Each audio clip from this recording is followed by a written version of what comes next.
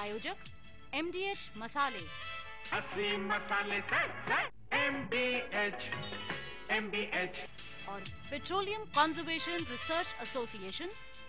फिजूल गैस इस्तेमाल करने से कोई भी फैमिली बर्बाद हो सकती है।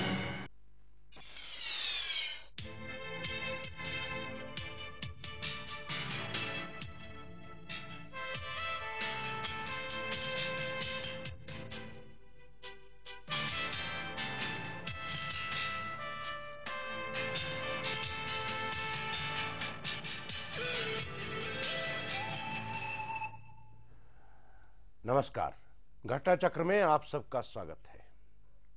पूरे देश में मॉनसून की लहर है, बरसात हो रही है, किसान के खुश होने की उम्मीद है और अगले साल इसका पता चलेगा। भारत और पाकिस्तान के रिश्ते बहुत मधुर होने की संभावना है, दोनों तरफ से बातचीत चल रही है। कश्मीर का फ्रंट भी थोड़ा सा साफ सुथरा नजर आ रहा है, चुनाव हो चुके हैं, मुख्यमंत्री वहां तैनात हैं। तो ऐसे में क्या किया जाए? चुनाव की तैयारी है, पूरे देश में हल्ला है कि अक्टूबर नवंबर से लेकर के फरवरी के बीच में चुनाव हो जाने चाहिए। तो जब चुनाव होंगे तो देश के सामने क्या सवाल होगा? देश के सामने सवाल होगा कि हमारी आर्थिक सेहत कैसी है। तो इसलिए इस मानसून सत्र में हमारे वित्त मंत्री ने मन बनाया कि हम लोग तिहाई आर्थिक चिट्ठा यानी कि तिमाही आर्थिक चिट्ठा हम लोग लेकर के आए और पूरे देश को बताएं कि इन 3 महीनों में क्या हुआ है।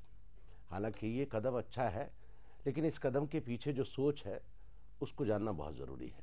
और इन 3 महीने में क्या परिलक्षित होता है कि मार्च 2004 में यानी कि 28 फरवरी 2004 में जब बजट पेश होगा तो ये कहने को रहेगा कि हम लोग लगातार आर्थिक दृष्टि पर नज़र गाड़े हुए हैं, अपनी पैनी नज़र। और जो कदम हमने उठाए हैं, हम लोग पूरे देश को चेताते रहे हैं, बताते रहे हैं कि अब ये कमी है और ये सख्त कदम उठाना पड़ सकता है। हम इस प्रोग्राम में, आज के प्रोग्राम में ये जानने की कोशिश करेंगे कि तो इस तिमाही रिपोर्ट का मतलब क्या है और तिमाही रिपोर्ट पहली बार क्योंकि वित्त मंत्री ने पेश की है इस देश के सामने, उसके दूरगामी परिणाम क्या होंगे, खास तौर से आर्थिक क्षेत्र में और औद्योगिक क्षेत्र में।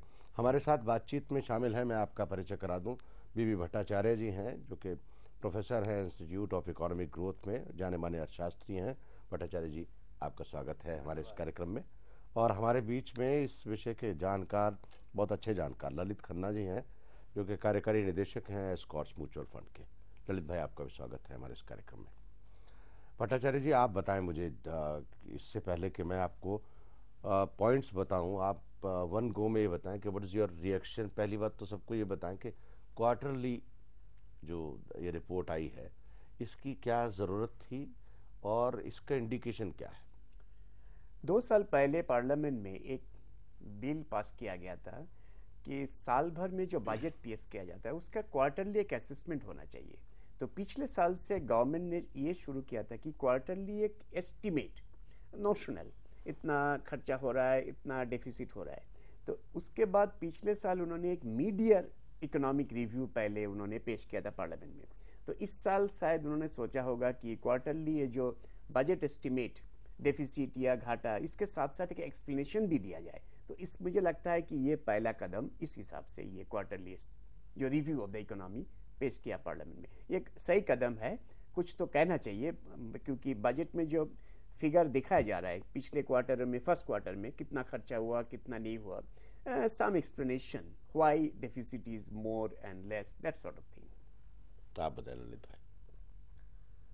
मैं इस बात से बिल्कुल सहमत हूं कि ये एक बहुत ही पॉजिटिव और प्रॉपर स्टेप है, मोटिवेशन कुछ भी रही हो। एक सालाना एक्सरसाइज को क्वार्टरली लेवल पर रिड्यूस कर देने से कोई डायरेक्शनल प्रॉब्लम हो या कोई चेंज की जरूरत हो, कोई रेमेडियल एक्शन की जरूरत हो, उसका टाइम पे पता चल जाता है। और एक क्वार्टरली मेजरमेंट और रिपोर्टिंग से एक्शन फोर्स हो जाता है। तो मैं समझता हूं कि एक बहुत पॉजिटिव स्टेप है और अगर ये एक बजटरी प्रोसेस का एक परमानेंट पार्ट बन जाता है तो बहुत अच्छी बात है। बिल्कुल ठीक कह रहे हैं, लेकिन आपको लगता नहीं भट्टाचार्य जी कि जिस तरह से क्वार्टरली रिजल्ट्स आने शुरू हुए हैं उसमें एक तो जो सुविधा सबसे बड़ी मुझे नज़र आती है कि अगर 28 फरवरी को वित्त मंत्री को सख्त बजट पेश करना है, तो उसकी भूमिका फर्स्ट क्वार्टर से बनाने का एक ऑप्शन, खुला ऑप्शन है। दूसरा, खास तौर से जैसे चुनाव का साल है, तो बिना बजट पेश किए भी जनता को ये बताया जा सकता है कि साहब देखो, सरकार हमारी रहेगी तो ये हमारे पास ऑप्शन है। तो जैसे मैंने भी कहा कि चुनाव जो है नवंबर से फरवरी के बीच में कभी हो सकते हैं, तो एक क्वार्टर का रिजल्ट तो आ गया है। अगर जनवरी में चुनाव है तो एक क्वार्टर और आ जाएगा। तो जनता को मोटा मोटी it's like a mini election message to the masses कि हमारे पास में ये इंस्ट्रूमेंट्स नजर आ रहे हैं। देखिए, इसमें एक चीज फर्क है। फरवरी में जो बजट पेश किया जाता है उसमें बजट के ऊपर डिस्कशन होता है, उसके बाद वोटिंग होता है। सारे मिनिस्ट्री, सारे डिपार्टमेंट एनुअल जो प्लान या नॉन प्लान दोनों ग्रांट पे, डिमांड एंड टैक्स प्रपोजल, सारे चीज पे वोटिंग होता है। ये जो क्वार्टरली स्टेटमेंट दिया जा रहा है इसमें कोई वोटिंग नहीं होगा।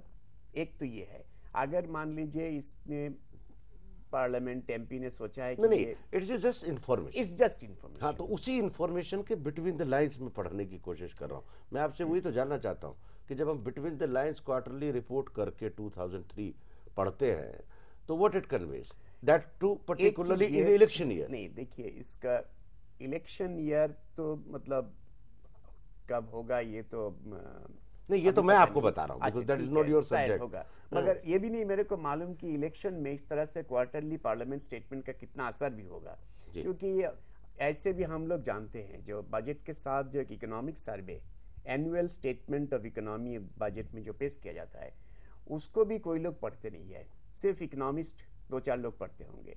आम जनता के लिए तो मोटी मोटी 2-4 चीज होता है। टैक्स आपने कितना लगाया, किस चीज पे लगाया, कितना खर्चा कर रहे, आप बेरोजगारी पर खर्चा करेंगे कि नहीं, फूड सब्सिडी देंगे कि नहीं, इस तरह से 2-4 मोटी मोटी बात आम लोगों के लिए होता है। तो इसीलिए जो क्वार्टरली असेसमेंट है ये एक फॉर्मेलिटी पूरी हो गया, क्योंकि वित्त मंत्री ये कहना चाहते हैं, देखिए इस फर्स्ट क्वार्टर में हमारी असेसमेंट ऑफ द इस साल की अर्थव्यवस्था की में ये है, बस। या तो हमको नहीं लग रहा कि हम WTO, वर्ल्ड बैंक और IMF का जो थोड़ा सा प्रेशर शुरू से रहा है इतने वर्षों से कि आप हमको क्वार्टरली रिजल्ट्स बताते रहिए अपनी ईयरली प्रोग्रेस का, तो ताकि थोड़ा सा हम लोगों को फॉरवार्न हो जाए कि ये हम लोग पूरे साल के अंदर आपसे कैसे अगर इसमें मैं एक चीज कह दूं, हाँ, ये बिल्कुल सही है। 3 साल पहले भारत ने IMF के साथ एक समझौता किया जिसको कहते हैं इंटरनेशनल कोडिफिकेशन फॉर स्टैटिस्टिक्स। उसके मुताबिक हमने ये एग्रीमेंट किया, जैसे क्वार्टरली GDP एस्टिमेट जो पहले भारत में पहले होता नहीं था, तो उसके हिसाब से एक इम्प्लिसिट अंडरस्टैंडिंग है। अब आगे से जितना भी स्टैटिस्टिक्स पॉसिबल हो, जैसे बजट या GDP, फाइनेंशियल स्टेटमेंट, ये जैसे कंपनियों का फाइनेंशियल स्टेटमेंट क्वार्टरली आने लगा है, ये this is a part of an international agreement between India and IMF, which is true. दलित भाई, कि अगर ऐसा एग्रीमेंट है और ये मेजरमेंट उसके मातहत हुई है तो भी एक पॉजिटिव स्टेप है। सिर्फ इसमें एक ध्यान रखने की जरूरत है कि फ्रीक्वेंसी के माने ये ना हो कि एक्यूरेसी का लॉस हो जाए। जो डेटा पुटअप हो वो रिलायबल होना चाहिए, कम से कम उतनी रिलायबिलिटी हो जो कि एक क्वार्टरली एस्टिमेट में हम एक्सपेक्ट करते हैं जी, ये ज़रूरी है। और दूसरी बात ज़रूरी ये है कि मेजरमेंट जो है सब रेलेवेंट वेरिएबल्स की हो, ये ना हो कि कोई वेरिएबल है और कोई नहीं है। अब इस रिपोर्ट में अनएम्प्लॉयमेंट का जिक्र नहीं है, तो जो मेजरमेंट है वो सब वेरिएबल्स की होनी चाहिए। अनएम्प्लॉयमेंट तो साल में भी नहीं होता है, 5 साल के बाद नेशनल सैंपल सर्वे का असेसमेंट लास्ट पर यहाँ तो 9 साल हो गए। नहीं, 99-2000 का अनएम्प्लॉयमेंट रिपोर्ट आपके पास है। 99-2000 national sample survey detailed unemployment statistics ये पब्लिश हो चुका नहीं, है। मगर उसको जब भी आप इकोनॉमिकल इनपुट आप रखते हैं पूरे देश के सामने और बजटीय इनपुट रखते हैं, तो उस अनएम्प्लॉयमेंट का जो सेक्टर है जिसको दूर करने के लिए इस सारे इनपुट का इस्तेमाल किया जा रहा है, आप उसका जिक्र क्यों नहीं करते हैं इसमें? बजट के टाइम पे नॉर्मली अनएम्प्लॉयमेंट भी नहीं होता है, क्योंकि बजट के साथ डायरेक्ट रिलेशन होता है ऑर्गेनाइज सेक्टर एम्प्लॉयमेंट का, क्योंकि बजट का डायरेक्ट प्रभाव ऑर्गेनाइज सेक्टर खास करके पब्लिक सेक्टर के पड़ता है। तो पब्लिक सेक्टर का स्टैटिस्टिक्स बजट में लिया जाता है, और इनफॉर्मल सेक्टर जो या अनऑर्गेनाइज सेक्टर जिसमें ज्यादातर ऐसे लोग काम करते हैं। भट्टाचार्य जी, अनऑर्गेनाइज सेक्टर में 37 करोड़ लोग काम करते हैं। 37 करोड़ लोग हैं। 4 करोड़ लोग जो है पब्लिक सेक्टर में काम करते हैं और लगभग 1.25 करोड़ के करीब लोग गवर्नमेंट सेक्टर में काम करते नहीं, हैं। और भी सब फिगर और कम है, और कम है फिगर। लगभग 40 करोड़ के लगभग जो है हमारा वर्किंग फोर्स है, जो सब ऑर्गेनाइज और अनऑर्गेनाइज सेक्टर में काम करता है। ऐसे में जिस देश में 10 से 11 करोड़ रुपए का 11 करोड़ लोगों का बेरोजगारी का पूरा आंकड़ा हो, उसमें मैं तमाम तरह की बेरोजगारी लगा रहा हूँ, we should not go in that discussion. तो it mean 1/10 of the population is unemployed of this country. तो and we are ignoring that. मैं कुछ और कहना चाहूँगा कि देखिए, कोई भी इकोनॉमिक स्टेप है या पॉलिसी है या बजटरी प्रोसेस है, अल्टीमेटली एंड ऑब्जेक्टिव जो है, अल्टीमेट एंड ऑब्जेक्टिव वो फुल एम्प्लॉयमेंट है, वो growth in economy while employing as many people as possible है। अगर हम किसी भी प्रिटेक्स्ट पे अनएम्प्लॉयमेंट की बात ही नहीं करना चाहते, जो भी वजह हो, तो ये एक बड़े मेजर वेरिएबल को अवॉइड करने के बाद डिसीजन लेने वाली बात है। मैं समझता हूं इसमें अनप्लेजेंट सरप्राइजेस का स्कोप ज़्यादा है, और इसको छुपा के, दबा के या ना बता के कोई पॉजिटिव। भट्टाचार्य जी भी ने कहा कि डाटा है हमारे पास पिछले लगभग 1 साल से हम लोग। मैं सहमत नहीं हूं। देखिए, अगर आप एक वेस्टर्न सोसाइटी में जाएं, यूएसए में जाएं, तो अनएम्प्लॉयमेंट का डेटा जो है वीकली रिपोर्ट होता है। उनकी पॉलिसी प्लानिंग में इतना सेंट्रल है ये पर्टिकुलर वेरिएबल। हम जो है, हम इसको सालाना भी रिपोर्ट नहीं करना चाहते। नहीं, जैसे कि बताया भट्टाचार्य जी ने कि डाटा है, लेकिन मैं जो प्रधानमंत्री का भाषण, मैं ये भी कहूंगा कि हमारे पास इंफ्रास्ट्रक्चर है कि हम उसको मोर रेगुलरली मेजर कर सकते हैं। ये जरूरी नहीं कि आपको एक 100% एक्यूरेट डेटा चाहिए। चेंजेस रिकॉर्ड किए जा सकते हैं, चेंजेस के बेसिस पे मेजरमेंट की जा सकती है, लेकिन हम करते नहीं। जी, हम लोग चलेंगे एक छोटे से ब्रेक की ओर, लेकिन भट्टाचार्य जी से मेरा एक सवाल है जो कि मैं आके पूछूंगा कि प्रधानमंत्री लगातार पिछले 6 महीने से कह रहे हैं कि हम लोगों का जो वायदा था कि 5 साल में 5 करोड़ बेरोजगारी को रोजगार देंगे, और उसके नीचे फुटनोट लगता है 5 करोड़ बेरोजगार दूर करने का मतलब जो है वो ये नहीं है कि सरकार द्वारा नौकरियां दी जाएंगी, या सरकार गवर्नमेंट जनरेटेड एम्प्लॉयमेंट होगा। तो लेकिन अगर आपने 2 करोड़ लोगों को भी नौकरी दी है, या 3 साल हो गए 3 करोड़ को भी दी है, तो देश को तो बता देना कहाँ दी है, ये तो पता चले ना किस सेक्टर में दी है, किस सेक्टर में है, किसको मिली है, ये तो नहीं पता चल रहा है। मैं आता हूँ एक छोटे से ब्रेक के बाद लौट करके आएंगे और हम लोग चर्चा करेंगे भारतीय अर्थव्यवस्था बागों में बाहर है, छोटे से ब्रेक के बाद।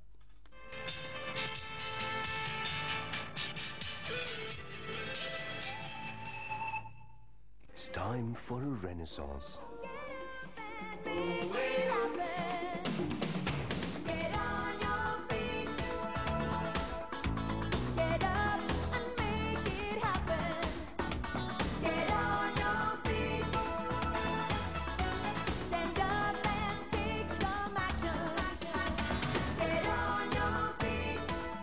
The Renaissance Goa Resort. It's time for a renaissance. MDH की देगी मिर्च का तड़का, अंग अंग फड़का। MDH की देगी मिर्च। Here begins the era of royalty.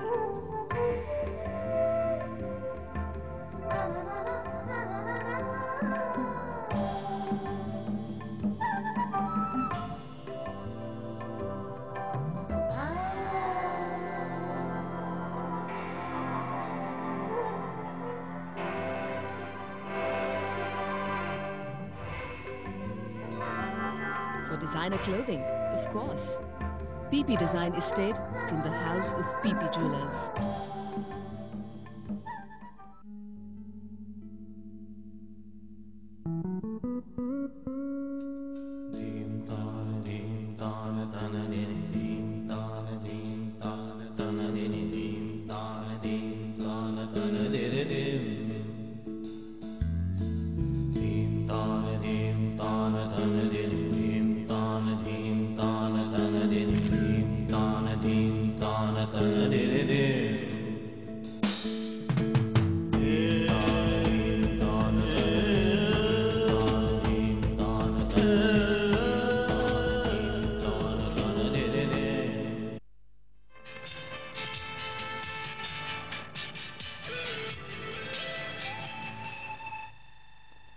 घटना चक्र में आप सबका एक बार फिर से स्वागत है। हम लोग चर्चा कर रहे हैं, वित्त मंत्री जसवंत सिंह ने एक तिमाही रिपोर्ट पेश की है संसद में। बजट के आकलन किया है कि 3 महीने में हम बजट के लक्ष्य पूरा करने में कहां तक पहुंचे।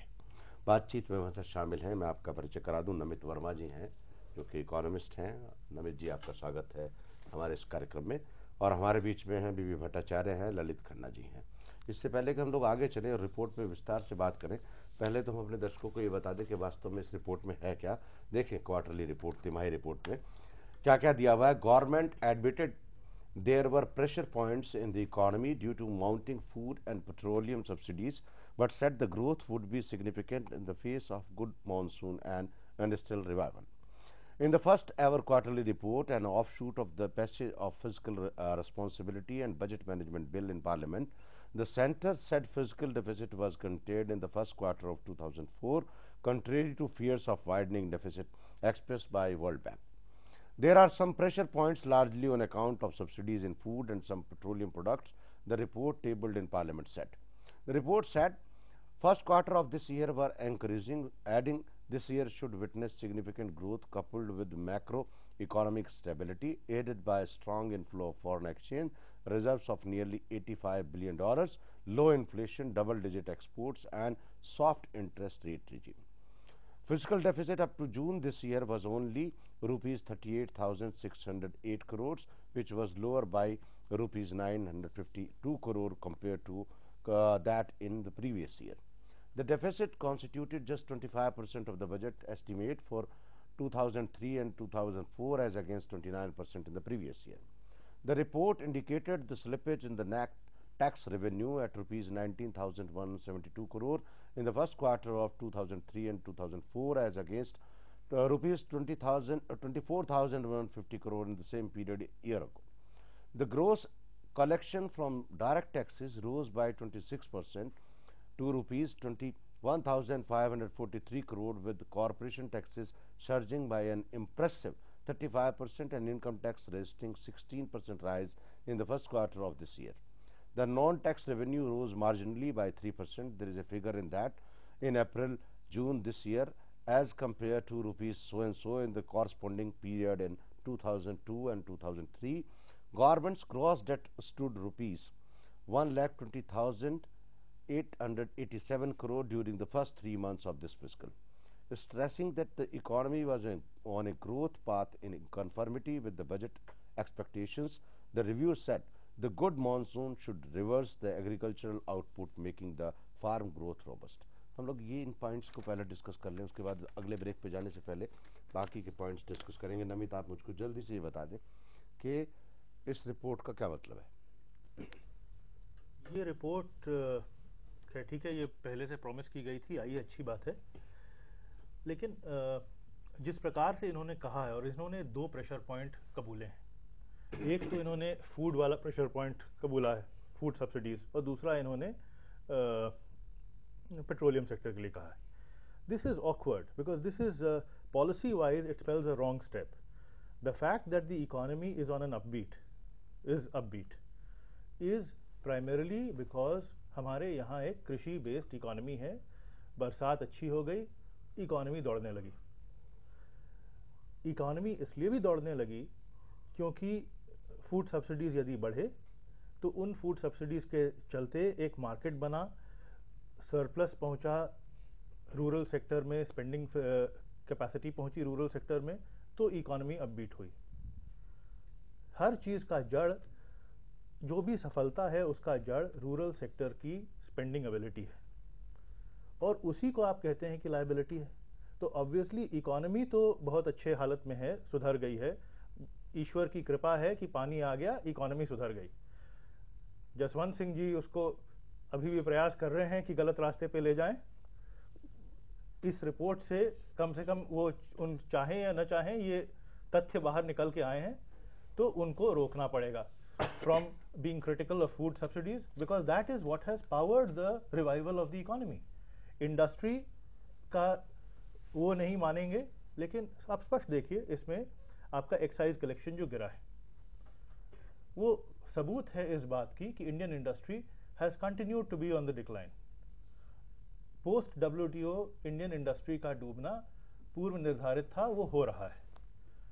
तो डूबे हुए चीज को या तो आप उसको सही जगह पे बचाते, जब आप WTO के प्लेटफॉर्म पे आप उसके इंटरेस्ट बेच रहे थे, उस जगह आपको लड़ना था। लेकिन अब जो बजटरी एलोकेशंस हैं उसमें डूबे हुए सेक्टर के पीछे आप अपने उज्जवल भविष्य को तो मत पर तो लांछन मत लगाइए। This is a wrong, the policy statement arising out of it has sent very worrisome, yes, extremely alarming signals that the government is not appreciating why we have achieved a recovery. उनको खाली ये मतलब है कि recovery हो गया, अब इसको हम बेच के किसी तरह इलेक्शन में अच्छी तरह इसका हम श्रेय ले लें। उनको इस बात से ये नहीं है कि ये रिकवरी कैसे हुई और इसको आगे कैसे बढ़ाया जाए। और हिंदुस्तान की अर्थव्यवस्था विश्व भर में जो हमारी सबसे बड़ी खासियत ये है कि जितनी लिबरलाइज्ड इकोनॉमीज हैं, जितने कैपिटलिस्ट इकोनॉमीज हैं, सभी में एक ट्रेड साइकिल का इम्पैक्ट बहुत सीवियर होता है। It is only developing economies in that particular stage in which the Indian economy is today. उसकी बात नमित जी बाद में करेंगे, क्योंकि वो तो लंबा ही सब्जेक्ट है कि इंडियन इकोनॉमी को किस साइकिल और किस रेस में रहना चाहिए, क्योंकि हम लोग इस तिमाही रिपोर्ट पे स्टिक करेंगे। भट्टाचार्य जी आप बताएं मुझको जो नमित ने कहा, और Namit let us talk about pressure points पे बात करें, क्योंकि नमित ने प्रेशर पॉइंट्स की बात की है। इज दिस कि जब वित्त मंत्री पेट्रोलियम की और फूड की सब्सिडी की बात करते हैं और प्रेशर पॉइंट्स की बात करते हैं, is he right what he is advocating? No, I think the finance minister is drawing attention to that while in his judgment the economy this year will be doing very good and forex reserves are flourishing and comfortable food stock will be there at the end of the monsoon crop and all that, मगर जो food subsidy वो बढ़ जाएगा, उससे budget के ऊपर एक pressure दबाव आ जाएगा। सो एक तो इन्होंने ये प्रेशर के बारे में बात किया। दूसरा प्रेशर जो कह रहे थे पेट्रोलियम सब्सिडी, पेट्रोलियम सब्सिडी मुझे थोड़ा ये ताज्जुब लग रहा है, क्योंकि पेट्रोलियम तो अब डीरेगुलेटेड प्राइसिंग हो चुका है, उसके बाद भी अगर सब्सिडी का बर्डन इतना बढ़ गया है, then there is something deeper structural which they have to नहीं, that is a management mistake. Now the food subsidy, the structural mistake तो आपने बिल्कुल ठीक कहा, बट पूरी दुनिया में इराक लड़ाई के बाद जो जिस तरह से अमेरिका बिहेव कर रहा है, आई डोंट थिंक कि जो $30 का पेट्रोल का प्राइस से $20 नहीं आ जाएगा ईयर एंड तक, जो सिग्नल है अभी 25-26 के आसपास है, 25 के आसपास अभी 28 और 30 के बीच में है जी dollars per barrel, depending on कि आप अरब प्राइसेस की बात कर रहे हैं या अमेरिकन प्राइसेस की बात कर रहे हैं। But having said that, I think जो सब्सिडीज का प्रेशर क्रूड के बेसिस पे है, जैसा आपने कहा प्राइसेस स्लोली जैसे इराक की सप्लाईज मार्केट में आती हैं नीचे आएंगी, तो क्रूड का प्रेशर तो ऑफ हो जाएगा। जो इंडस्ट्रियल डेटा है उसकी इंटरप्रिटेशन हम नहीं कर पा रहे हैं। जैसा नमित जी ने कहा, एक्साइज ड्यूटीज की कलेक्शन कम हो गई, लेकिन दूसरी तरफ कॉर्पोरेट टैक्सेस बढ़ गए हैं, इंपोर्ट्स बढ़ गए हैं। अब ये सिग्नल, अच्छा index of industrial production 5% once again imports बढ़ गए हैं, customs duty बढ़े हैं, that you're right. So that once again shows कि there is a shift towards imported इसी जो इंपोर्टेड गुड्स भी हम इस्तेमाल करते हैं तो एक्साइज ड्यूटी तो फिर भी लगती है। इंडेक्स ऑफ इंडस्ट्रियल प्रोडक्शन जो है वो 5% बढ़ गया है, लेकिन अगर ऐसा था तो एक्साइज ड्यूटी कलेक्शंस जो हैं वो बढ़नी चाहिए थी। उधर तो हमने इंपोर्ट ड्यूटीज कम की थी last year.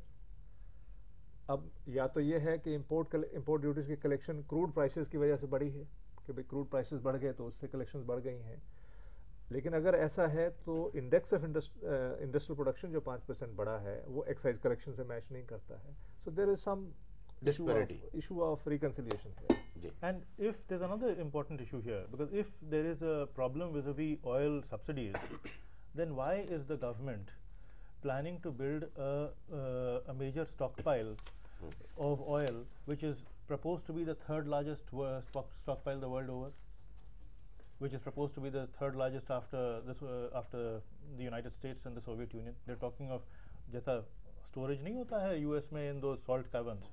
They're planning to do the same thing here. So why at a time when you are subsidizing the purchase, at that time does it make sense to import and to नहीं, store? but does it this report indicating कि जो subsidy का regime से मुक्ति पाने का प्रयास है इस आने वाले बजट 2004 में, अगर हम लोगों का जो पेट्रोल का दाम जो है 30 से 20 पे आ गया, जो कि अमेरिकन एक्सपेक्ट भी कर रहे हैं, and that is there going to be the main election plank also, because the whole economy is in doldrum there. तो अगर हमारे यहाँ भी $20 पर बैरल पे आ जाता है और उसका इम्पैक्ट नजर आएगा, तो सब्सिडी अगर कम होगी तो क्या इम्पैक्ट वो हो जाएगा। मगर एक चीज मुझे जो इस रिपोर्ट में मिसलीडिंग, बहुत ही मिसलीडिंग लग रहा है, वो है कि फिस्कल डेफिसिट, वित्तीय घाटा के ऊपर वो कह रहे हैं कि वित्तीय घाटा बड़ा नहीं है, मगर एक चीज जो छुपा गया, एक चीज नहीं बल्कि दो चीज छुपा गया, जिसमें एक ये है पिछले 2-3 सालों में इंटरेस्ट रेट में काफी कटौती आई है। Interest payment is the largest item of the government expenditure. It is around 1 lakh crore और something like slightly more. So this alone should have brought down the fiscal deficit. फिर भी डेफिसिट अगर कम नहीं हुआ, इसका मतलब यह है कि आपका बाकी जो गवर्नमेंट का अपने खर्चा वाले है उसमें कंट्रोल काबू नहीं कर पाए। एक तो ये उनका कहना चाहिए था, क्योंकि नॉर्मली हमारा जो कैलकुलेशन है, इंटरेस्ट रेट जिस तरह से घट रहा है, गवर्नमेंट का इंटरेस्ट पेमेंट ऑब्लिगेशन घट रहा है, उसके हिसाब से उनका बजट डेफिसिट घटना चाहिए था, नहीं घटा। दूसरी बात ये है, पहले जो हमारे फिस्कल डेफिसिट होता था लार्जली पब्लिक इन्वेस्टमेंट के कारण से होता था। इस स्टेटमेंट में एक जगह छुपा के रखा है, फिस्कल डेफिसिट करीबन बराबर है, रेवेन्यू डेफिसिट बढ़ गया है। That is more alarming. They are not highlighting it, but that is true. What it means is, earlier fiscal deficit होता था पब्लिक इन्वेस्टमेंट के लिए, अब पब्लिक इन्वेस्टमेंट नहीं हो रहा है। रोड्स, एग्रीकल्चर, इरिगेशन, पावर, कोई इन्वेस्टमेंट नहीं हो रहा है। तो आप फिर भी जब इतना डेफिसिट आप कर रहे हैं, उनका यही कंसोलेशन था, पिछले साल के मुकाबला हमारे डेफिसिट बढ़ा नहीं, मगर पिछले साल के deficit is a record deficit. So ये कोई कंसोलेशन थोड़ी है, record deficit. No, it is worse because another thing, Dr. Saab, where इस बार I believe in the deficit figure which they are citing, they are including the refunds from the state. Yes. Is that the normal procedure in accounting? No. So that is, so there you have a straight. Are they counting that No, money? actually it is like this. This is a technical point. The reason is that ultimately it will be adjusted to the revenue. So that sense it may be all right. What they are hiding is, why is the record deficit of last year is continuing this year? That means there is a failure in the fiscal machinery. Despite the fact interest rate घट गया, public investment नहीं हो रहा है, तो आप किस चीज पे खर्चा कर रहे हैं? डिफेंस में भी वो कह रहे हैं खर्चा नहीं हो रहा है, तो आप कहाँ पे खर्चा कर रहे हैं? जी ललित भाई, देखिए इंटरेस्ट रेट की जो रिडक्शन है उसका इम्पैक्ट तो पड़ता है, बट क्योंकि जब डेट इशू होता है लॉन्ग मैच्योरिटीज के लिए नहीं, बट आपकी बोरोइंग जो कैपेसिटी है वो तो कम हो गई ना, आपकी बोरोइंग एक्सपेंडिचर कम हो गए ना। नहीं, देखिए आज की तारीख में जो बोरिंग है, उसमें जो आपके पास सिक्योरिटीज हैं, उनमें कुछ पे इंटरेस्ट 13 होगा, कुछ पे 12 होगा, कुछ पे 11 होगा, तो वो एक मिक्स्ड है। हालांकि आज की तारीख में गवर्नमेंट अगर चाहे तो 7% पे उनको नहीं, 20 ईयर पेपर रेज कर उसका एक टर्म है ना, जो कि अगर आप what it calls, I am just forgetting the word particularly, आप इस पुराने लोन को नए लोन पे नहीं, आप स्वैप नहीं कर सकते, स्वैप नहीं कर सकते आप स्वैप, क्योंकि आपको प्रीमियम देना पड़ेगा, मार्केट को कॉस्ट आ जाता है, स्वैप से प्रीमियम वैनिश नहीं होता है। तो उनके पास जो मिक्स है डेट का, वो हर तरह के रेट ऑफ इंटरेस्ट उसमें है। ये बात सही है कि कॉस्ट उसका कम हो रहा है, लेकिन होते होते टाइम लगेगा, क्योंकि ओल्ड डेट जो है, जो हायर रेट ऑफ इंटरेस्ट पे है, वो फ्रेश डेट से कुछ हद तक रिप्लेस हुआ है, काफी हद तक अभी नहीं। अगर इकोनॉमिकली आप देखें, आप लोग तीनों एग्री करेंगे, अगर पुराने लोन को decompose the debt, there is a great deal of debt 364 days treasury bills that last 2 years interest has been drastically cut. एक तो इसका बहुत बड़ा हिस्सा हो गया। Secondly, they have reduced the interest rate on the post office instruments. Yes. They are 1 year, 3 year, all these schemes. They have drastically reduced it. Achha. Thirdly, they have done a bit of reswitching of the old debt with the higher interest rate to the new debt with the lower interest rate. By a calculations, which is true, if you look at the budget, interest payment actually has gone down. So what they are not showing is actually the interest payment this year will be less than last year. That figure they have not given publicly. There is one more glitch in interest this. payment कम होगी, लेकिन impact जो reduction है वो in proportion to reduction of rate of interest नहीं है. भाई हमारे जो rate of interest 13% होते थे पहले, वो अब 7% रह गए हैं. भाई मैं दूसरी बात इसमें एक मेजर ग्लिच है जो, क्योंकि एक तो जब आप इंटरेस्ट रिवीजन की बात कर रहे हैं, स्टेट्स ने इंटरेस्ट रिवीजन किया, they are linked to the central budget, and उन्होंने क्या किया है कि सिंस उन्होंने मार्केट बोरोइंग किया है 7,000 करोड़.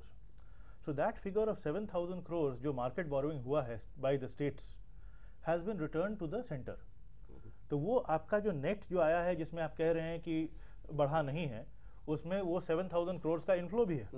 एक मिनट बहुत छोटी-छोटी निटी-ग्रिटीज. दिस इज नॉट, ये छोटी नहीं है, this is a major thing. This is in addition to your normal expectation. You have got a retirement benefit of 7,000 crores which was not expected in this fiscal. That is an additional amount which has come into the central kitty. The central kitty, to maintain its financial soundness, should have used that to retire a corresponding amount elsewhere, or a positive investment, which has not yet been done, which will be done 2 weeks after this report has been published, so that the government can claim this credit. चलिए हम लोग Otherwise, that is another 7,000 crores which it has to explain. हम लोग चलेंगे एक छोटे से break की, और ब्रेक के बाद लौट करके आएंगे और फिर विस्तार से चर्चा करेंगे कि इस तिमाही रिपोर्ट का अर्थ क्या है. एक छोटे से ब्रेक के बाद.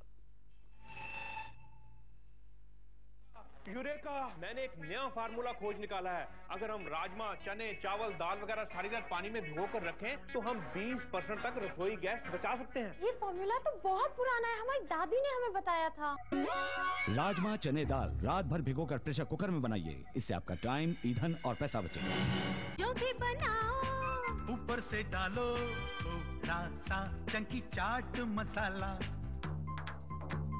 छोले बल्ले बल्ले की बैंगन भाजा, MDH चंकी चाट मसाला, दुगने मजे वाला MDH. Here begins the era of royalty.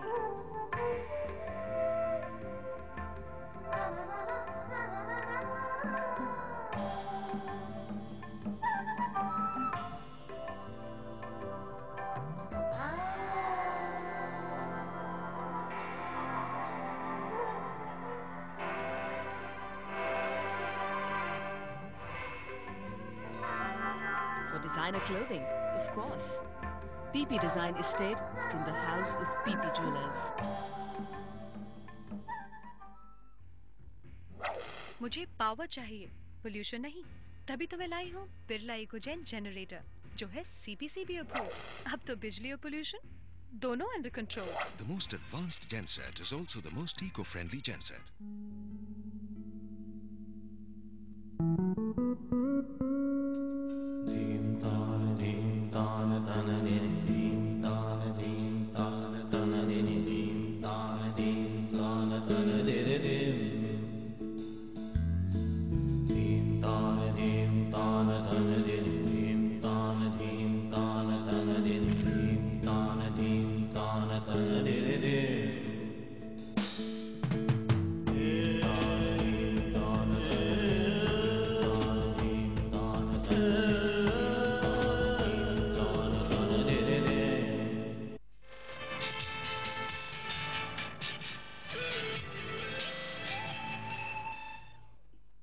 घटना चक्र में आपका एक बार फिर से स्वागत है. हम लोग चर्चा कर रहे हैं. वित्त मंत्री जसवंत सिंह ने तिमाही रिपोर्ट संसद में पेश की है बजट के बारे में, और पूरे देश को बताया कि 3 महीने में हम रफ्ता रफ्ता कहां तक पहुंचे.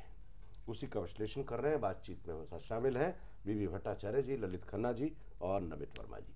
इससे बढ़ने से बातचीत पर जाने से पहले हम लोग देखते हैं कि रिपोर्ट में क्या है. बाकी बचा हुआ हिस्सा देखते हैं. Industry and service would benefit from this growth. A report said nothing that the index of industrial production was up by 5% in the first 2 months in the current year as compared to 4.1% a year ago. Subsidies had registered a high growth of 62% in the first quarter, mainly due to a large outgo of rupees 1,680 crore on account of subsidies on kerosene and LPG as well as food and fertilizer. Reports said inflation was showing signs of deceleration, and the foreign exchange reserves surging to about $85 billion. The exports performed exceptionally well, recording 19% growth in 2002 and 2003 and 11% in first 2 months of this year. According to report, the system of cash management on a pilot basis was put in place for the first time in 9 major spending ministries, and as a result of which the actual expenditure did not exceed the projected requirement. The report found nothing amiss in the rally in stock prices, which rose by 22.68% in Sensex between March 31st and July 30th, and said the buoyant FII inflow testifies a distinctive improvement in the investment climate. Reports said planned expenditure was higher at rupees 1,138 crore in the first quarter at rupees 19,221 crore, while non-planned expenditure was rupees 57,501 crore, which was lowered by rupees 131 crore as compared to previous year. Gross tax revenue up to June 30th this fiscal was put at rupees so and so crore, of which rupees so and so crore was refunded, with additional rupees 14,652 crore devolution to states. The next tax mop-up was rupees 19,172 crore in April-June this year, which was lower by rupees 4,979 crore as compared to the previous year. The fall in indirect taxes were due to whopping over 16% decline in excise duty collection at rupees 13,237 crore in April-June 2003 as against rupees 15,871 crore in the same period in the previous year. Custom duty mop-up rose by near 9% to rupees 11,960 crore in the first quarter of this year. हम लोग एक बात जानना चाहते हैं ललित भाई आपसे कि स्टॉक मार्केट के बारे में इन्होंने जिक्र किया है कि स्टॉक मार्केट में जो रैली है वो 22.68% बढ़ी है, तो बढ़ी क्या है, मतलब that is a correction in the stock market. तो ये है कि आपकी रेफरेंस डेट क्या है। अगर आप इसको बजाय मार्च के दिसंबर से कंपेयर करें तो दिसंबर में इंडेक्स 3500-3600 था, तो उस कंपैरिजन में 10% भी नहीं बढ़ी है। मार्च जो था एक डिप्रेस्ड पॉइंट था, तो उस पॉइंट से ये 22-22.5% जरा नंबर अच्छा लगता है। लेकिन हम एक बॉटम से निकल के ऊपर आ रहे हैं, तो ये रैली जो है, इसको रैली कहेंगे, करेक्शन कहेंगे? आप एक लॉन्ग टर्म करेक्शन कह दीजिए अगर कहना चाहते हैं। जी, नहीं तो मतलब आज के मरे हुए इकोनॉमी के, मतलब मरे हुए मार्केट के लिए तो रैली ही कहना पड़ेगा। स्टैटिस्टिक्स में आप कह सकते हैं कि रिवर्शन टू द मीन हो रहा है। नहीं, पर इसमें बहुत ज्यादा खुश होने की गुंजाइश है भट्टाचार्य जी हमको इस पॉइंट पे। मैं तो खास तौर से when finance minister mentions the stock market and it has come out from all this UTI scam and all that, does it mean that we will not go back to the square one when he's saying this? No, I think more important for the finance minister would be to see what are the new primary shares coming in the market. That is the real indication. Does this stock market, whatever the little upsurge, leading and motivating people now or companies come up with more and more primary shares, so that new capital investment taking place, future production. The dangerous part of the last few years interest rate changes are, every time the interest rate was cut to saying this is to boost the market, but for 4 years we are saying interest rates are continuously cut with no visible sign of but economics says, Bhattacharya ji, you are a teacher, I am a student, if everything remains same. Yes. So in this case, no, there is a basic formula of the economy. Therefore, something else is wrong. Yeah. So we have to find out that. The easy way so far we were trying out was the interest rate. Since it has not clicked, time for the government to pay attention. What is seriously wrong with Indian industry? For nearly 7 years, it is not crossing the average of 5 and 6. Sometimes going down to 0, 1, 2 also. Yeah. That is a matter of serious concern, because one good monsoon this year, you have got good rainfall, good agriculture. बहुत खुश हुए. There is no guarantee next year rainfall इतना ही रहेगा. See, so one cannot all the time rely on only agriculture and the rain god.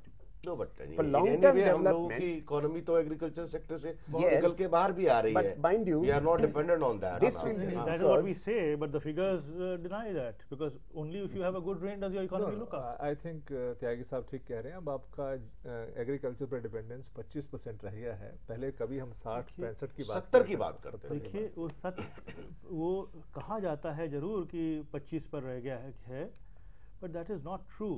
Because consumer demands are powered by the rural sector, which is still dependent, which is still a function of the agricultural sector. देखिए agriculture की जब हम 25% कहते हैं तो उससे relative importance भी उसी में कंटेन होती है कि वो 25% उसकी इंपॉर्टेंस है. वो तो हम 25% कोई छोटा नंबर नहीं है, लेकिन बिल्कुल सही. लेकिन वो 70 से तो हम नीचे आ गए. the point is कि वो जो 75% हम कहते हैं, how much of that is laundering and how much of that is economic activity? Ji.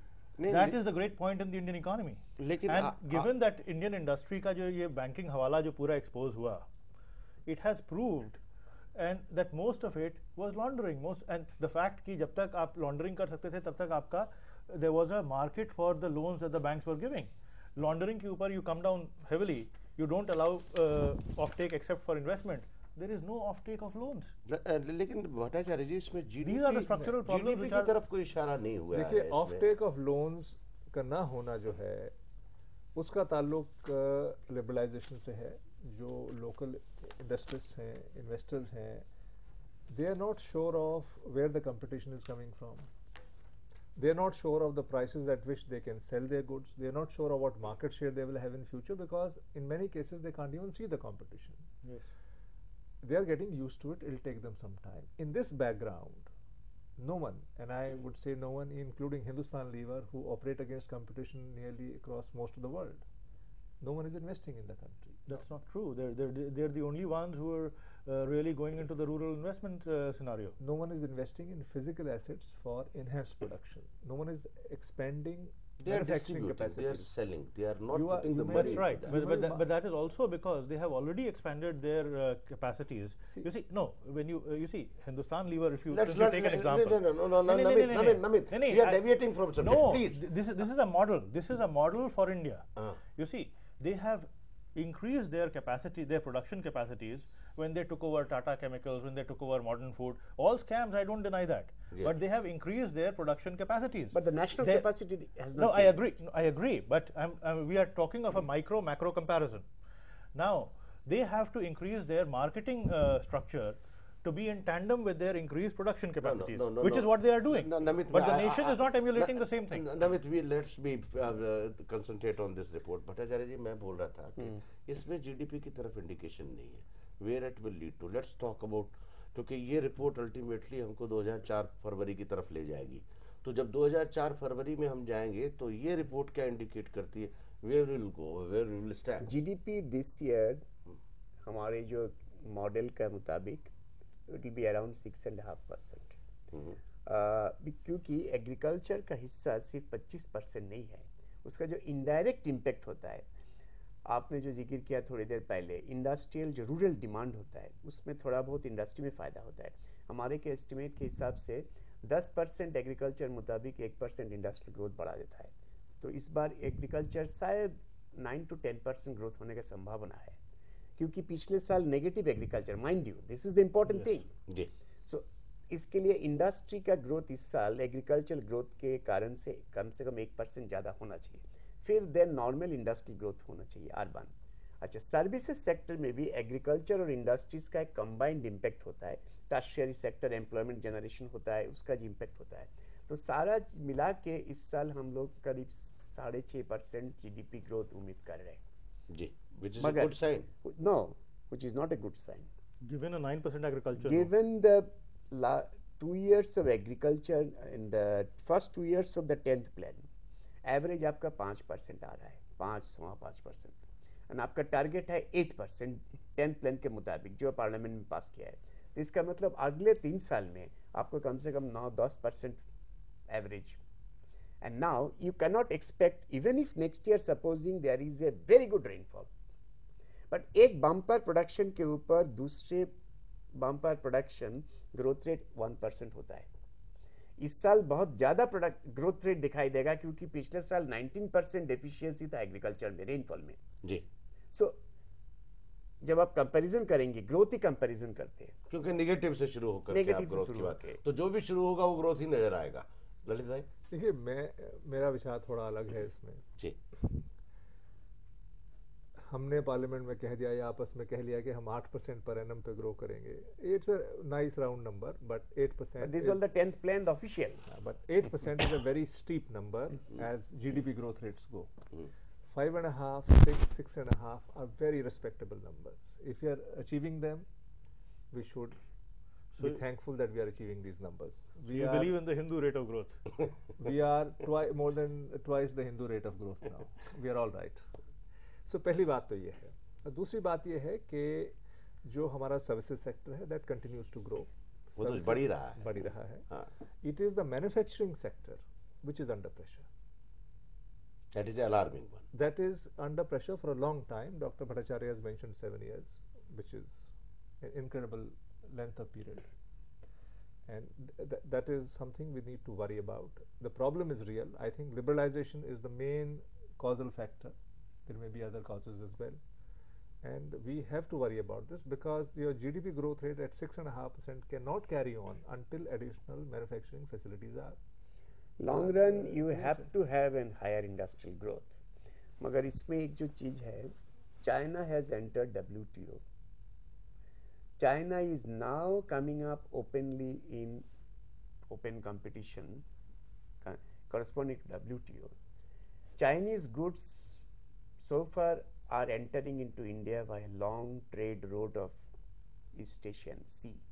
If this new agreement, India-China, Sikkim route and Nepal route are legalized now, which means Chinese goods will coming at a much cheaper price to India. This is a fact to be noted. Indian company, जैसे ललित खन्ना जी ने कहा, I agree. The main reason why Indian industries are not investing is they are not confident of meeting foreign competition. That's right. ये आप कब तक, and then you have to remember next 4 years we have to reduce tariffs even further as per the WTO. Now that is a very dismal sign. That's why I'm asking, what has the government done for the industries to come up and face that challenge? That is totally missing in this kind of thing. मुझको impact फरवरी 2004 बताइए. That's all, because there is no time with me. Main issue यही है जो इन्होंने अभी कहा. What has the government done to ensure that that you become competitive? There is nothing in this about that. China continues to follow a labor cost pricing system. That means goods are priced according to the labor cost. There are no royalty costs in minerals mined. Then there are no governmental taxation at various levels. These are the primary reasons why Chinese goods are cheap the world over. Anyhow, we are not discussing that. No, this is what should, when you talk of presenting a fiscal report, you have to, you also have to mention what reform you are doing in the structure. If your excise goes down, what is all these intervening taxes that you have which you are unable to streamline, and therefore your revenues are falling? You have to sort that out. The government has done nothing to sort that out. When you say कि 16,000 crore का collection हुआ है excise का, what has been the cost of collection of that 16,000 crore? If the cost of collection of that 16,000 crore is 3,000 crore, better not to have 16,000 crore. No, how it can be 3,000? It has to be more than that. नहीं, cost of collection तो कम होगा, उससे बहुत कम होगा. ये तो एक वह रिपोर्टिंग है. We should encourage this reporting. नहीं, वो तो ठीक है. वही. Obviously the reporting has.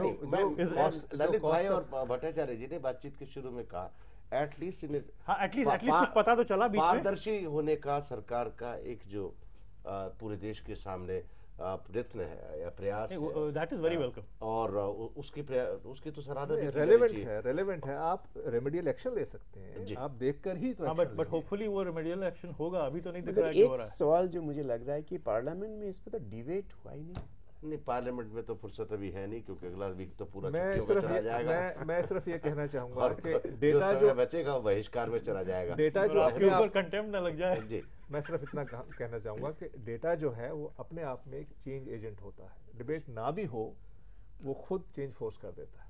जी, बहुत बहुत शुक्रिया ललित भाई. भट्टाचार्य जी आपका भी बहुत बहुत शुक्रिया, और नमित आपका भी बहुत बहुत शुक्रिया. देखते हैं कि ये तिमाही रिपोर्ट जो वित्त मंत्री ने रखी है वो फरवरी 2004 में, अगर यही सरकार रहती है और यही वित्त मंत्री रहते हैं, क्योंकि राजनीति का कोई भरोसा नहीं है, संभावनाओं का खेल है, न ये वित्त मंत्री रहे न ये सरकार रहे, तो इस तिमाही रिपोर्ट का क्या होगा किसी को नहीं पता है। बहरहाल इस तिमाही रिपोर्ट को इसी परिप्रेक्ष्य में देखेंगे कि ये वित्त मंत्री कंटिन्यू करें और देखते हैं जो इस रिपोर्ट में लिखा गया है उसका अंतिम परिणाम क्या आएगा। और निश्चित रूप से फरवरी 2004 में तो हम आपके सामने होंगे ही बजट में इसका पूर्ण रूप से विश्लेषण करने के लिए, हालांकि 2 रिपोर्ट अभी और आनी है। कल हम फिर मिलेंगे नए विषय के साथ, नए मेहमानों के साथ। तब तक के लिए धन्यवाद, नमस्कार, खुदा हाफिज।